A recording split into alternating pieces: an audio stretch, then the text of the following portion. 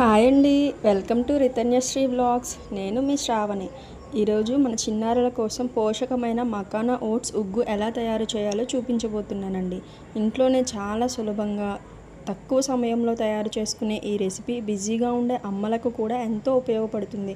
వీడియోని పూర్తిగా చూడండి. నేను ఉపయోగించే ప్రతి పదార్థం, తయారు చేసే విధానం, చివర్లో ఎలా సర్వ్ చేయాలో అన్నీ స్టెప్ బై స్టెప్ చూపిస్తాను.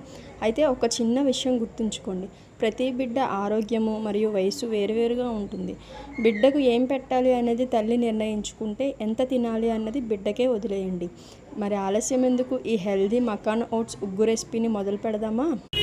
ముందుగా ఒక ప్యాన్ తీసుకొని దానిలో 1 కప్పు అటుకులను వేసి చిన్న మంట పైన క్రిస్పీగా అయ్యే వరకు వేయించుకోండి. నేను చూపిస్తున్నట్టు క్రిస్పీగా అయిన తర్వాత ఒక ప్లేట్లోకి తీసి పెట్టుకోండి. తర్వాత అదే ప్యాన్లో 1 కప్పు ఓట్స్ను కూడా తీసుకొని దోరగా వేయించుకోండి. అది కూడా తీసి ప్లేట్లో వేసుకోండి. మళ్ళీ ఒక 2 కప్పుల మకానాను ప్యాన్లోకి వేసుకొని ఇలా నేను చూపిస్తున్న విధంగా చేతితో నొక్కితే పిండిలా అయ్యే వరకు వేయించి ప్లేట్లో వేయండి. గుర్తుంచుకోండి, ఈ ప్రాసెస్ అంతా కూడా చిన్న మంట మీదనే చేయాలి. తర్వాత ప్యాన్లో 4 బాదము, 8 నుంచి 10 జీడిపప్పును వేసి వేయించి చివరిలో కొంచెమంతా జీలకర్ర కూడా వేసి వేయించండి. అలా మొత్తం 3 బాగా వేగిన తర్వాత ప్లేట్లో వేసుకొని ముందుగా వేయించి పెట్టుకున్నవన్నీ కలిపి నీట్గా మొత్తం కలిసేంత వరకు కలుపుకొని చల్లారిన తర్వాత మిక్సీకి వేసుకోండి. మిక్సీకి వేసి పొడి కొట్టుకున్న తర్వాత జల్లెడ పట్టి ఒక ఎయిర్ టైట్ కంటైనర్లో వేసుకొని స్టోర్ చేసుకోండి. ఇలా స్టోర్ చేసుకున్నది ఒక 15 నుంచి 30 రోజుల వరకు స్టోర్ అవుతుందండి. ఫ్రిడ్జ్లో పెట్టాల్సిన అవసరం ఏం లేదు, నార్మల్గా బయట కూడా పెట్టుకోవచ్చు.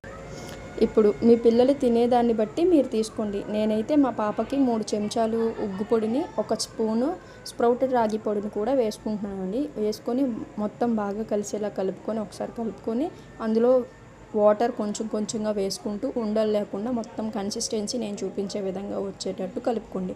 ఇలా కలుపుకున్న దాన్ని తీసుకెళ్ళి స్టవ్ మీద పెట్టి సిమ్లో పెట్టుకొని నెమ్మదిగా కలుపుతూ ఉంటే అది దగ్గరకు వచ్చేస్తూ ఉంటుందండి. ఉడుకు పట్టి దగ్గరకు వస్తూ ఉంటుంది. ఇలా దగ్గరకు వచ్చిన తర్వాత అందులో కొంచెం సాల్ట్, కొంచెం నెయ్యి వేసుకొని బాగా కలిపి ఇంకొంచెం దగ్గరకు అయిన తర్వాత తీసి మన పిల్లలకి సర్వ్ చేసుకోవడమే. మా పాప అయితే ఇలానే తినేస్తుందండి. ఒకవేళ మీ పిల్లలు ఇలా తినకపోయినట్లయితే అందులో యాపిల్ ప్యూరీ లేదా మ్యాష్డ్ బనానాని కొంచెం కలిపి తినిపించండి. చక్కగా తినేస్తారు, వెయిట్ కూడా బాగా గెయిన్ అవుతారండి.